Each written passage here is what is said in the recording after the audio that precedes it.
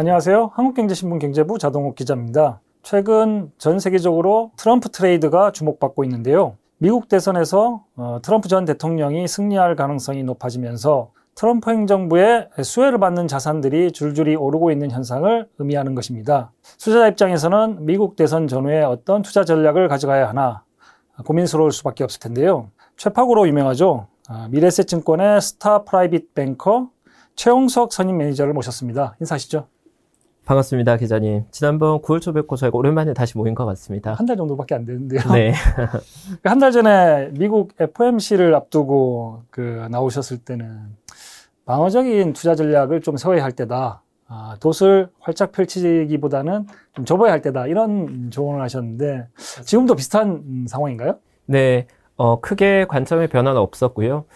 일단 방어적인 투자 전략에 대해 말씀드린 이유는 과거의 케이스도 미국의 금리 정책이 변하는 시점, 특히나 금리 인상이 완성되고 금리 인하가 시작되는 시점에 금융시장에 큰 충격이 발생하는 케이스가 많았습니다. 근데 그 이유는 뭐냐면 미국 연준이 금리 인하한다는 것 자체가 미국의 경기가 침체되는 것에 대한 어떤 증거를 발견하고 금리 정책을 완화적으로 전환시키는 시기였기 때문에 이번에도 역시나 금융시장에 그러한 변화에 대한 경계감이 조금 있었던 것 같고요. 다만 다행스러운 건 이번 금리 인하의 배경에는 여러모로 연준에서도 코멘트하는 부분들은 경기 침체가 아주 심각하게 간다기보다는 둔화 정도로 보고 있다는 입장인 것 같고, 최근 미국의 빅하우스들이 하는 예측 역시도 최근 골드만삭스가 발표한 전망치를 보면 내년도 경기 침체 가능성을 올해 연초에는 35% 정도까지 보다가 최근 10월에 발표한 자료는 15%까지 낮추고 있거든요. 그러면 경기 침체의 가능성은 낮아지고 있는 거니까 강한 충격이 올 가능성은 조금 낮아지고 있는 것 같고요.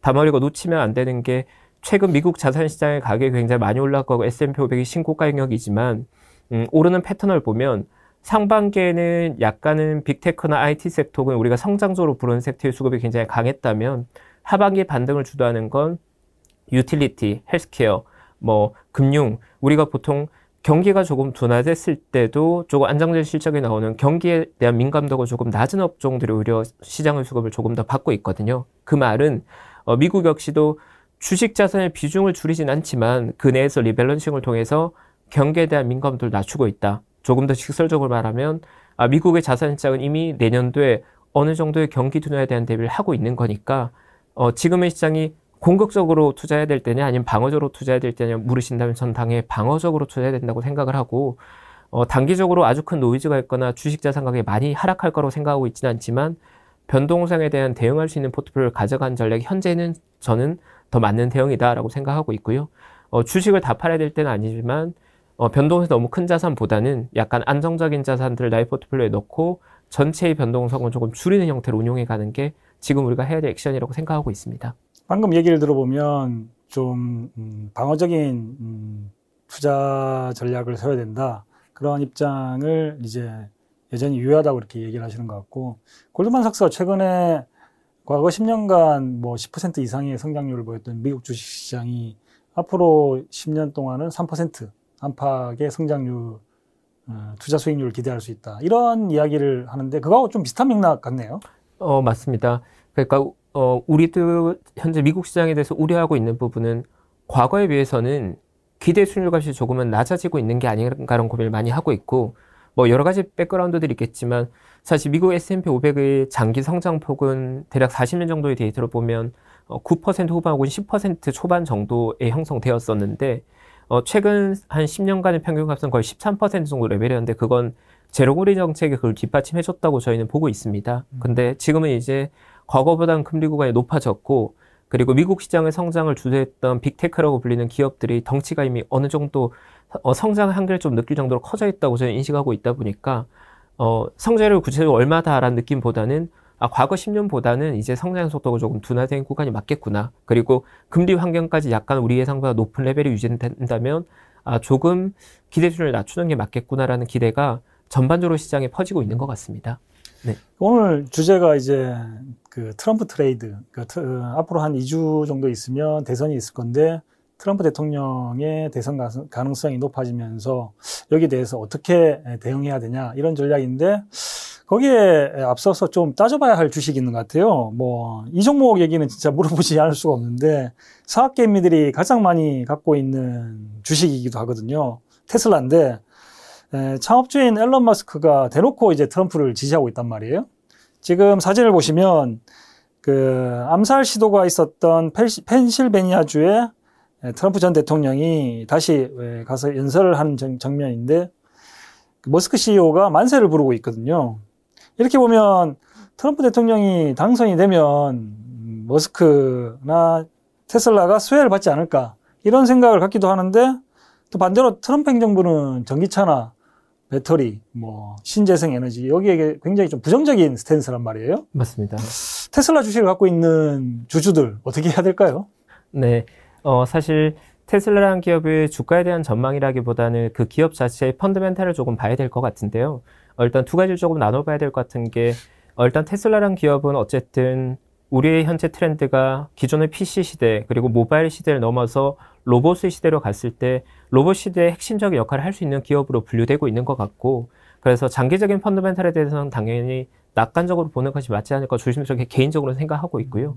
그런데 거기에 대한 투자들 많은 우려가 만약 트럼프 정부가 집권하게 되면 과연 이런 전기차 기업들이 우호적인 환경일까? 정책 환경을 유리하지 않을 것 같은데라는 우려가 있었는데 어떻게 보면 일론 머스크가 그 한 수 읽고 먼저 좀 액션을 취하고 있는 것 같아서 개인적으로는 정치적 영향력이나 뭐 대선 이후의 추세를 본다고 하더라도 부정적인 전망보다는 개인적으로는 좀 낙관적으로 보고 있는 부분이 있어서 뭐 장기적인 추세로 봤을 때 테슬라 가지고 있는 포지션 역시도 비전이 밝고 그리고 정책 환경 역시도 저는 그렇게 부정적이지 않을 것 같아서 조금 이제는 좋게 봐야 될 시기가 다가온 게 아닌가라고 개인적으로 보고 있습니다. 전기차 뭐 뿐만 아니라 뭐 로봇이나 우주산업 여기에 갖고 있는 메리트에 주목을 해야 된다는 거고 근데 뭐 사실 머스크가 입학할 가능성도 있단 말이에요. 네. 굉장히 좀 불확실한 것 같아요. 그렇게 됐을 때 테슬라는 어떻게 될 거냐 이런 것까지 고려할 수는 없는 거잖아요.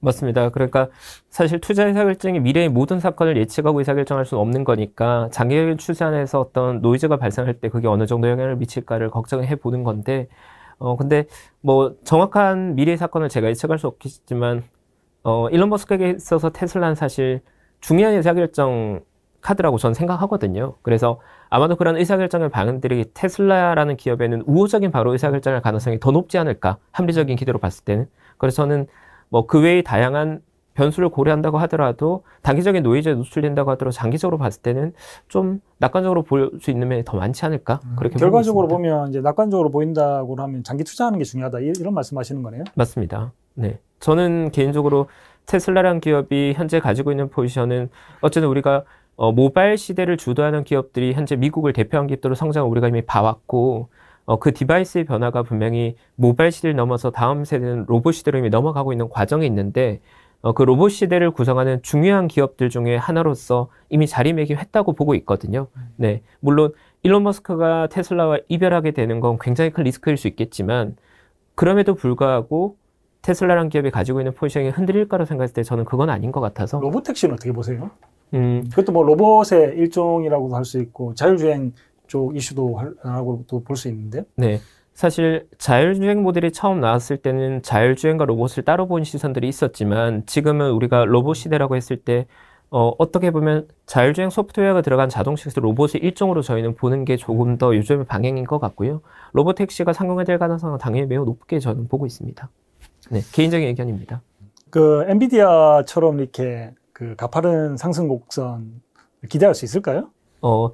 어떠한 구간에서 그러한 뭐 상승세가 나올지를 예측하기는 굉장히 어렵지만 우리가 보편으로 봤을 때 현재 빅테크들이 가지고 있는 볼륨이나 시가총액 레벨과 테슬라의 시가총액 레벨은 차이가 조금 있는 상황이다 보니까 우리가 빅테크 중에 그래도 성장판이 제일 많이 열려있는 기업 중에 하나로 관심 받고 있는 것 같고요. 저 개인적인 의견도 현재보다는 조금 더 성장의 규모가 좀 더 나올 수 있는 규모가 조금 더 확대될 수 있는 회사 중에 하나가 아닐까라는 기대는 가지고 있습니다. 최파고님이 이렇게 낙관적으로 이렇게 적극적으로 추천하시는 거는 좀 많지 않은데. 네, 추천은 아니고요. 그러니까 뭐 개인적인 표로는 저는 조금 긍정적으로 보는 편입니다. 네. 그 종목 얘기에 앞서서 거시경제 이런 것도 좀 따져봐야 되는데 원달러 환율이 어느새 1,400원에 육박을 했어요. 맞습니다. 네, 물론 당초에 이제 미국이 기준금리를 내리면 달러 가치가 내려가고 그러면 원화 가치도 안정이 될 거다 이런 예상이 많았는데 달러가 다시 강해지고 있어요. 이걸 뭐 좋게 봐야 되는 건지 나쁘게 봐야 되는 건지 좀 이렇게 물어보시면 어떻게 설명합니까? 사실 최근의 환율 움직임은 금융시장에서 좀 놀랄 정도로 굉장히 달러가 강세로 가다 보니까 최근에 문의가 많이 들어오고 있고 저희 역시도 관심 가지고 지켜보고 있는 부분이고요. 보통 달러 강세에 영향을 끼치는 요인들이 정말 많이 있지만 현재 이제 보통 세 가지 정도로 큰 틀로 보는 것 같습니다. 일단 첫 번째는 달러가 안전자산으로서의 지위를 가지고 있다 보니까 뭔가 시장에 불안감이 있어서 안전자산의 가격이 올라가는 건가? 그러면 사실 달러 강세 우리에게 굉장히 안 좋은 신호일 수 있는데 현재는 뭐 미국 시장의 변동성이나 심리 지표나 매크로 지표를 봤을 때 그런 부분은 일단 아닌 것 같아서 배제해야 될 것 같고요. 그럼 나머지 두 가지 요인은 미국의 체력이 되는 미국의 경기 레벨, 그리고 두 번째는 미국의 금리 수준인데 직접적으로 봤을 땐 최근 미국의 10년물 국채금리가 3% 중반에서 4% 초반까지 올라오는 구간이 있다 보니까 금리를 반영하는 것 같고요. 그리고 두 번째 요인은 사실 8월 초에 미국의 고용보고서가 나왔을 때 미국의 경기 침체 가능성이 높아졌던 우리가 시장에 상당히 많이 있었거든요. 그때 미국 시장과 국내 시장 다 상당히 큰 변동을 겪었었죠. 근데 조금 더 따져보니 미국이 내년에 경기 침체 가능성보다는 연착륙, 상당히 부드러운 경기 둔화가 예상된다는 자신감들이 좀 보이다 보니까 시장이 기존에 걱정했던 것만큼 미국이 그렇게 경기가 나쁘지 않겠다. 미국의 경기가 생각보다 견고할 거란 기대감이 있다 보니까 미국의 경기에 대한 기대감 플러스 최근에 금리 오르는 부분을 같이 반영하면서 꽤나 환율이 올라간 것 같고 개인적인 뷰는 이게 추세적으로 계속 급등하는 구간보다는 어느 정도 단기 박스권에 상당 언저리에 와 있는 거 아닌가라는 생각을 조심스럽게 가지고 있습니다. 요약하면 미국 경제가 생각보다 강하고 그래서 금리를 당초 예상보다 빨리 못 내리니까 금리가 선반영했던 금리가 다시 이제 조금 올라가 있는 건데 나쁘지 않은 거다. 맞습니다. 근데 보면 이미 그 달러 사학개미 입장에서는 미국 자산을 살라 그러면 환율이 높은 상황에서는 비싸게 주고 사야 되는 그런 측면이 있단 말이에요. 맞습니다.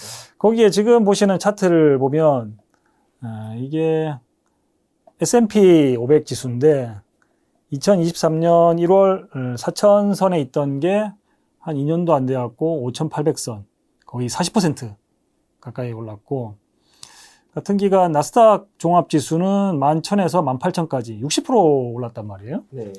이게 굉장히 가격이 많이 올라서 투자 소곤에 비싼 건 사면 안 된다, 싸게 사야 된다 이런 건 있는데 이런 시점에서 그러면 미국 자산에 들어가야 되나 고민이 많을 텐데 어떻게 보시는지 좀 궁금한데요. 사실 기자님께서 주신 질문이 저희 역시도 최근 미국 시장을 바라보면서 많이 고민하고 있는 영역입니다. 그러니까 미국 시장이 퀄리티 면에서나 자산 시장의 기회 면에서 분명히 좋은 시장임에도 불구하고 가격적으로 봤을 때 사실 과거 평균값 대비해서 다소 비싸게 거래되어 있거든요. 뭐 최근에 상승폭 역시도 상당히 부담스러울 정도까지 많이 올라왔고 그리고 과거의 평균값 대비해서 보더라도 미국 S&P 500의 멀티플이 과거보다 높은 레벨에 거래되고 있고 그러한 것들이 여러모로 저희를 조금 주저하게 만듭니다. 근데 이제 다만 우리가 놓치지 말아야 될 건 미국 시장은 어쨌든 장기적으로 우상향해오는 국가였거든요. 그리고 그러한 경쟁력이 사실 유럽 시장과 아시아 시장 대비해 봤을 때 여전히 미국이 더 경감 경쟁력을 가지고 있으니까 여전히 미국 시장을 선호해야 된다는 기본적인 스탠스에는 저희는 변화는 없고 다만 과거에도 어느 정도 자산 시장에 과열이 만들어졌을 땐 두 가지 형태로 그 과열이 해소됐습니다. 하나는 외부 충격에 의해서 가격 조정이 이루어지는 급락 국면이 나오거나 아니면 시장이 조금 쉬어가는 기간 조정으로 불리는 횡보하는 국면이 나왔는데 아마도 내년도 시장의 경기 전망이나 이런 걸 봤을 때는 미국 시장이 가격 조정 급락이 나오는 국면보다는 조금 수익률이 둔화되면서 옆으로 약간 횡보하는 구간을 저희는 예상하고 있거든요. 그러면 이러한 구간에서 저희도 고민해 보는 건 기존의 주식 비중을 유지하되 포트폴리오 리밸런싱을 통해서 내에서 더 경쟁력 있는 포트폴리오에 좀 더 집중하고 그리고 만약에 경기가 둔화된 국면에서도 매출액과 이익이 성장하는 업종들, 뭐 예를 들면 필수 소비재나 유틸리티 업종 그런 대표적인 업종이 되겠죠.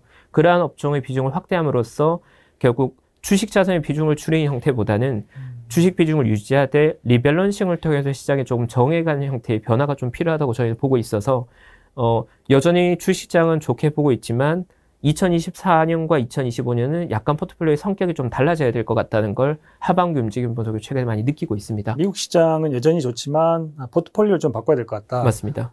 그러면 올해 뭐 최근 2, 3년간 주도했던 게 이제 M7으로 불리는 빅테크들인데 빅테크 비중을 조금 줄이고 다른 쪽을 늘려라 이런 말씀이네요. 맞습니다.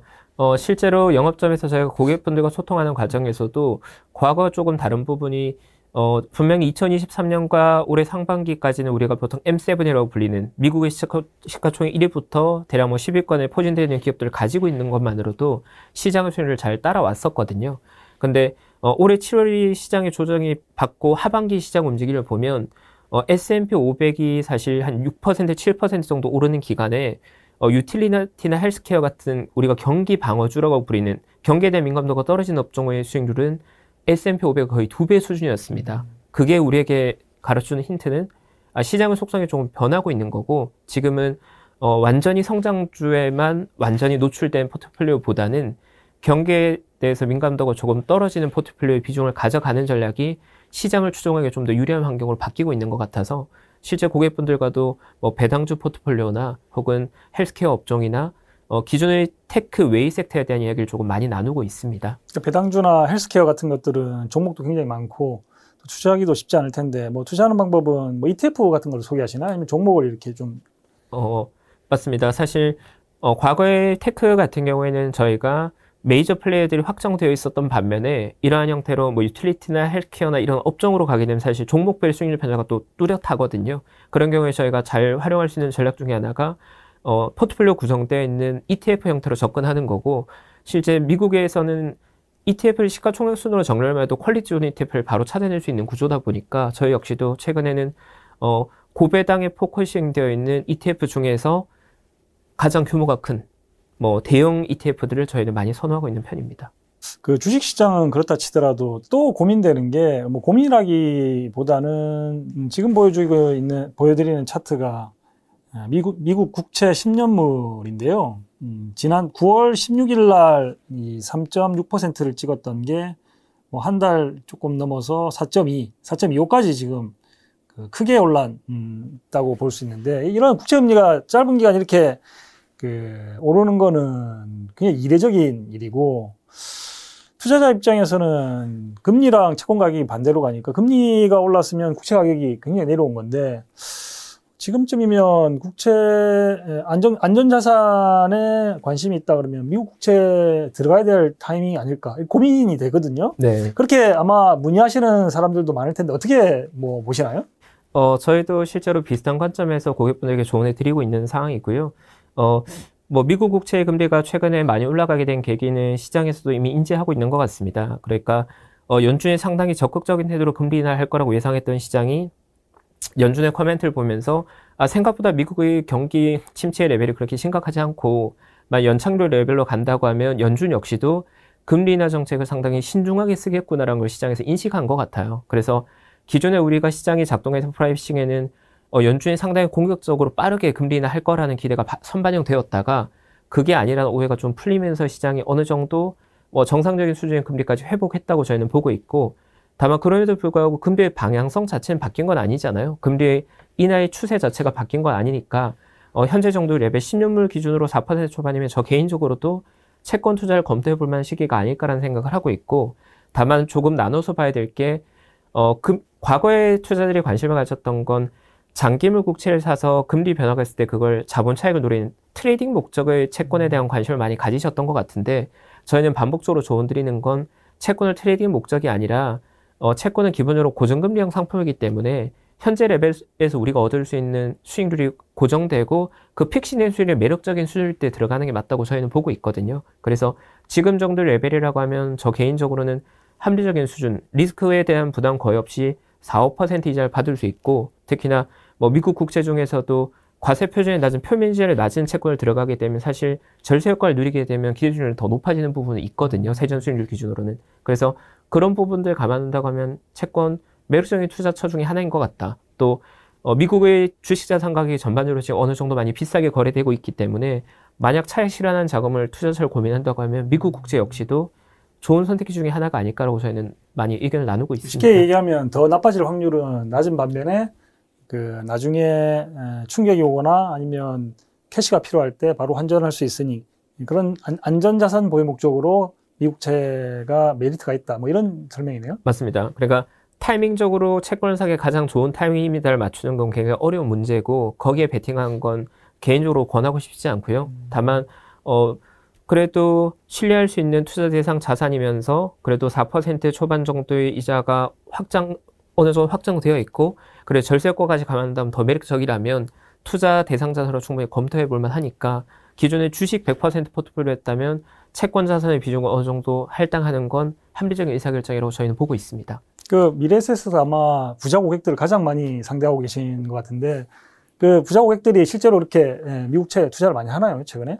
뭐 VIP 고객을 제가 가장 많이 모시고 있는 건 아니지만 제가 이제 개인적으로 소통하는 분들은 제가 대치센터에 있다 보니까 대치동 혹은 그래도 비교적 금융자산 규모가 큰 분들과 소통을 많이 하는 편이고 그런 분들의 고민 역시도 과거에는 미국 S&P 500을 상당히 선호했는데 최근 아까 전 말씀하신 것 같이 S&P 500의 기대수준이 낮아지면 나는 어디에 투자해야 되지라는 고민을 가지고 계시거든요.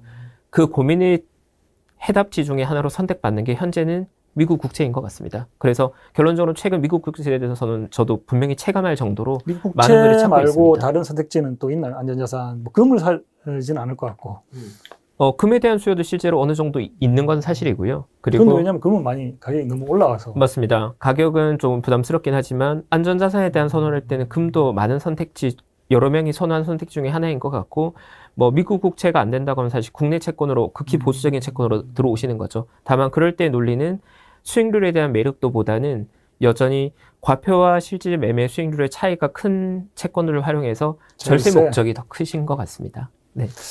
지금 뭐 트럼프 관련 쭉 이야기를 했는데 사실 뭐 트럼프 전 대통령이 승리할 가능성이 높긴 하지만 바이든이 될 가능성도 있단 말이에요.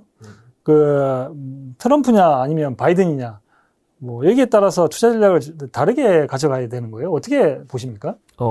그러니까 해리스 중심의 만약에 민주당이 정말 만약에 전부 다 뭐 상원과 하원을 다 가져가는 걸 금융시장 가장 좀 불안하게 보고 있는 것 같고요. 다만 현재로 봤을 땐 그럴 가능성은 낮다고 보고 있어서 네, 대선의 결과는 아직까지 점치기 어렵지만 만약에 정말 상원과 하원을 다 한쪽이 블루 스윕이 이루어지는 게 아니라면 금융시장은 대선 이후가 좀 더 안정을 찾아갈 거라고 보는 게 조금 더 다수 의견인 것 같습니다. 시장은 그 해리스보다는 트럼프 대통령이 집권했을 때 더 괜찮을 것 같다. 이렇게 보는 의견이 많은 것 같아요. 맞나요, 그게? 네. 금융시장이 어떠한 후보를 선호한다는 것보다는 개인적인 관점에서는 어쨌든 트럼프는 이미 한번 확 보여줬던 그리고 우리가 예측 가능한 정책이 나올 거잖아요. 이미 한번 예측 불가능하지 않나요? 그러니까 정책의 예측 가능성은 조금 떨어지지만 어쨌든 트럼프 집권 시기에 자산시장의 반응과 자산시장이 비교적 양호한 시기를 보냈다 보니까 친시장 정책을 말하는 거죠? 그렇죠. 시장 좀 친화적인 정책을 계속 보여줬던 인물이다 보니 사실 금융시장 입장에서는 트럼프 당선에 대해서 기대감을 조금 가지고 있는 거죠. 조금 더 선호하는 모습인 것 같습니다. 특히나 최근에 트럼프 트레이드를 보면 시장은 그런 걸 솔직하게 가격에 반영하고 있는데 트럼프에 대한 선호가 조금 보이죠. 미국 시장 역시. 근데 시장이 이렇게 빠르게 반영하는 게 없었던 것 같아요. 또 트럼프 전 대통령의 특징이 아닌가 싶기도 하고. 그 미국 시장도 미국 시장인데 국내 시장도 지금 미국 시장은 저렇게 왔다 갔다 하죠. 우리 시장은 계속 지지분진한 그런 모습인 것 같아요. 기껏해야 움직이는 게 뭐 방산주처럼 테마주처럼 이렇게 움직이는 이런 건데 국내 시장은 좀 어떻게 봐야 할까요? 주식시장 말씀드립니다. 네. 국내 주시장이 사실 최근에 계속 부진하다 보니까 저희 역시도 고민이 굉장히 많이 있고, 다만 대선 이후에 어떠한 변화가 있을까에 대한 고민을 했을 때 저희가 좀 더 포커싱을 맞추는 건 결국 미국 대선의 결과는 미국의 경기 방향성을 직접적으로 결정한다기보다는 정책 방향을 직접 결정하게 되는 건데 한국 시장에 중요한 건 정책보다는 사실 미국의 경기 방향성인 것 같고 올해 여름을 보면 7월 이후 미국과 한국이 둘 다 굉장히 깊은 조정을 받았었는데 미국은 다행히도 경기 침체 가능성이 조금 낮아지면서 극적으로 회복하는 모습이었고 한국은 그 추세를 지금 못 따라가고 있거든요. 그런데 거기 이제 핵심은 내년도 결국 미국의 빅테크들이 투자나 여러 가지 면에서 조금 적극적인 행보를 보인다면 한국이 유리한 환경이 되는 거고 만약 경기가 둔화되고 수요가 조금 내려가서 미국의 빅테크들도 보수적인 투자 의사 결정한다는 건 국내 입장에서는 그다지 좋지 않은 건데 국내에서 어쨌든 가장 큰 비중을 차지하는 반도체 산업은 미국의 경기 영향을 직접적으로 받는 산업이거든요. 그러니까 특히나 한국이 영위하는 메모리 반도체 산업은 완전한 경기 민감주다 보니까 내년도 미국 경기가 생각보다 나쁘지 않은 게 한국엔 굉장히 중요한 키가 될 것 같은데 저 개인적으로 가지고 있는 전망은 시장을 우려했던 것보다는 내년 미국 경기가 저는 좋을 거라고 보여지거든요. 적어도 상반기까지는. 그러면 한국 시장 역시도 대선 이후로는 조금 불안감이 진정되고 조금 긍정적인 면들이 소폭 반영되면서 약간은 더 개선된 국면이 확률이 더 높지 않을까라고 개인적으로 전망하고 있습니다. 미국 경기가 생각보다는 견조하기 때문에 그 수혜를 우리 기업들도 받을 거다. 이런 말씀인데 사실 우리나라 주식시장은 삼성전자가 이제 좌우한다고 이렇게 볼 수 있는데 최근에 지지부진한 상황에 삼성전자 더 빠졌어요. 특히 네. 외국인들이 많이 팔았고. 네. 그래서 주변에 삼성전자를 그대로 들고 가야 되냐, 아니면 뭐 손절해야 되냐, 아니면 더 사야 될 때냐, 뭐 이렇게 궁금해하는 분들이 많은데 아마 많이 여쭤보실 것 같아요. 네. 어떻게 대답하시나요? 뭐 국내 개별 기업에 대한 의견은 제가 더 조심스러운 부분이 있고 그래서 뭐 저 역시도 아주 개인적인 관점을 공유하자면 우리가 보통 기업을 바라볼 때 부정적인 전망들은 사실 가격 하락이 이루어질 때 부정적인 전망이나 부정적인 심리가 더 많이 확대되거든요.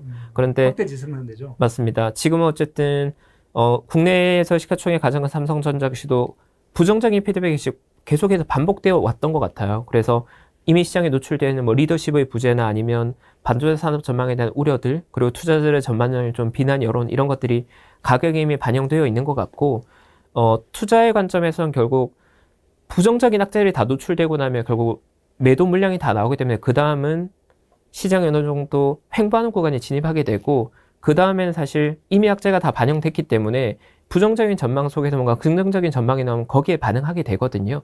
근데 개인적으로는 이미 부정적인 전망들이나 삼성전자의 악재들은 다 어느 정도 노출된 게 아닐까. 그래서 현재 시점에서는 추가 하락폭보다는 그래도 긍정적인 부분이 반영됐을 때 상승폭이 조금 더 크진 않을 거라고 생각돼서 현재의 가격대라면 저는 뭐 더 두려운 영역보다는 약간 기회 영역들이 좀 더 있지 않을까라고 개인적으로 보고 있습니다. 가격이 이제 충분히 낮아질 때로 낮아졌다 뭐 이런 말씀인데 삼성전자를 투자할 때 꼭 기술주의 특성도 있긴 하지만 배당이나 이런 것도 좀 메리트가 있는 것 같아요. 맞습니다. 뭐 삼성전자 같은 경우에 과거부터 주주 친화적인 배당 정책을 쓸 여력이 충분히 있는 기업이었고 사실 그리고 지금 전국민이 가장 많이 가지고 있는 주식이다 보니까 아마도 우리가 기대할 수 있는 특별 배당이나 그러한 영역들 역시도 지금 투자를 고려한 분들에게는 중요한 검토 요소가 되겠죠. 배당주로서의 또 저는 높아지고 있는 회사 중에 하나라고 보고 있습니다. 최근에 또 이제 글로벌리 관심을 갖는 시장이 중국 시장이란 말이에요. 네. 중국 정부가 통화정책, 재정책 이렇게 해서 굉장히 공격적으로 경기 부양에 나서고 있고 그래서 항생지수, 홍콩의 항생지수나 CSI 300 중국 본토 CSI 300 지수는 최근에 조금 조정을 받기는 했지만 단기간 굉장히 많이 올랐단 말이에요. 네. 그래서 미국 시장에 좀 부담을 가지시는 분들 중에 중국 시장에 좀 분산 투자해야 되나 이렇게 생각하시는 분들도 많은데 여기에 대해서는 좀 어떤 조언을 합니까? 중국 시장이 최근 정책 부양책의 변화가 있으면서 시장의 관심도가 높아졌던 걸 저희도 많이 느끼고 있고요. 다만 중국 시장은 2021년부터 2024년 상반기까지 굉장히 긴 기간에 아주 깊은 하락이 있었거든요. 그리고 그 구간에 아마도 중국 시장에 기존에 투자하셨던 분들은 정말 고생을 많이 하셨고 저 역시 네, 고통을 많이 느낀 시장입니다. 그래서 정책의 방향 전환은 의미가 있다고 생각하고요. 다만 이제 우리가 좀 주의해서 봐야 될 부분은 미국의 견제가 여전히 지속되고 있고 중국이란 국가 자체가 투자 대상자로 검토해 봤을 때는 정책의 영향력이 너무 큰 시장이다 보니까 기본적으로 예측 가능성이 조금 낮고 난이도가 높은 시장인 것 같습니다. 그래서 개인적으로는 최근 중국 시장에 대한 비중들을 조금 신중하게 의사결정하고 있고 적극적으로 중국 주식이 매력적이다, 과거와 모든 게 변했다라고 말하기에는 조심스러운 부분이 더 많은 것 같습니다. 특히나 중국에서도 역시나 새로운 성장을 만들어내고 혁신을 만들어낼 기업들이 자라나야 되는데 그러한 것들이 미국의 규제 때문에 상당히 많이 지연되어 있고 많은 노이즈가 발생해 있고 특히나 대선 결과가 나오고 나면 다시 미국과 중국 간의 갈등 관계가 또 재정립되는 과정에 많은 노이즈가 있을 것 같거든요. 그런 면에 봤을 때 개인적으로 아직까지는 중국 시장을 조금 보수적으로 봐야 되지 않을까라고 생각하고 있습니다. 만약에 제가 10억 자산이 있다. 그래서 중국 포트폴리오를 어느 정도 담아야 될까요? 이렇게 물어본다고 그러면 몇 프로를 이야기하시겠어요? 맥시멈 10% 정도인 것 맥시멈 같습니다. 10%? 네. 아까 사석에서 0%라고 얘기하지 않았어요? 네. 최대 10%고 최대 10%. 저희 권장은 굳이 중국이라는 생각을 가지고 있습니다. 어쨌든 분산 투자하고 싶은 뭐 국가 단위로 투자자들이 있을 텐데 중국 외에 다른 곳에 투자할 만한 데가 있을까요? 결국 투자에서도 중요한 건 그 국가의 성장률인 것 같아요. 그러면 성장하는 국가들 중에서 현재 레벨에서 매력적인 건 개인적으로는 인도에 관심을 좀 가지고 있고요. 그 백그라운드도 결국은 미국과 중국의 갈등사에서 수혜를 보는 국가가 어딘가를 생각했을 때는 인도가 중국의 대체제로서 각광받고 있는 게 아닌가. 그리고 실제 최근에 자본시장 역시도 과거보다는 상당히 많이 성장하고 있는 모습인 것 같아서 이머징 국가 중에 하나의 매력적인 국가를 택한다면 저 개인적으로는 인도에 관심 많이 가지고 있습니다. 중국보다는 상대적으로 인도 메리트가 많다. 네. 뭐 지금까지 그 트럼프 트레이드라고 그러죠. 어쨌든 앞으로 열흘 조금 넘게 남은 것 같은데 네. 미국 대선 전후에 어떤 투자 전략을 가져야 할지 이런 것 관련해서 최홍석 프로님하고 이야기를 나눴는데 최파고라고 이렇게 별명을 붙였는데 그 AI보다는 인사이트 같은 게 더 많은 것 같아갖고 별명을 좀 바꿔야 되는 거 아닌가 싶긴 합니다. 네. 그렇습니다. 앞으로도 뭐 이런 관련 주제가 있으면 나와주셔서 좀 우리 시청자분들하고 그런 인사이트를 좀 나눠주시면 좋을까요? 앞으로도 좀 잘 부탁드리겠습니다. 감사합니다.